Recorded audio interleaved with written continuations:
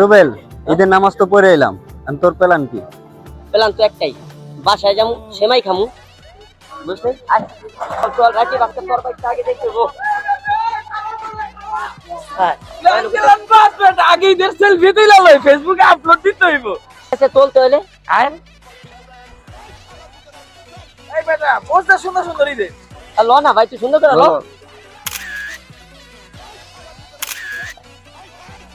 বুঝছি, চল চল, সেমাই শেষ হয়ে যাবো তাতে। এই চল চল চল, ফেসবুকে আপলোড দাও শেষ।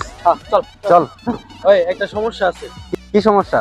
বলছে নামাজ শেষ করে সোজা বাসায় যাইতে, নয়তো সময় শেষ হয়ে যাবে। ওই চল চল চল, যার বাসায় আগে যাবো তার বাসায় আগে খাবো। না না না, আগে আমার বাসায় যাবো। আমার আম্মু সেমাই অনেক ভিআইপি রান্না করে। ওর মায় মজা করে রান্ধে। মনে আছে গতবার যে সেমাই হয়তো লবণ বেশি দিছিল?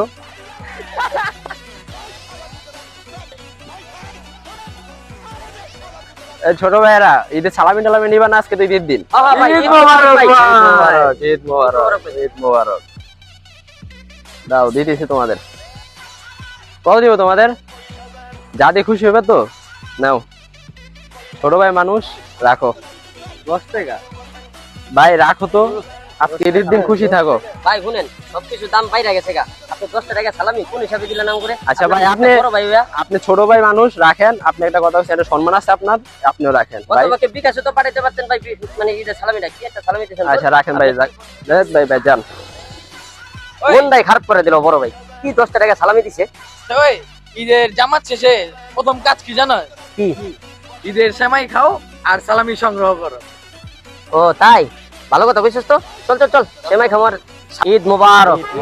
সবাই ঈদের সালামি বিকাশে পাঠাই দিয়েন। আমারটা একটু নগদে পাঠায়, ঠিক আছে?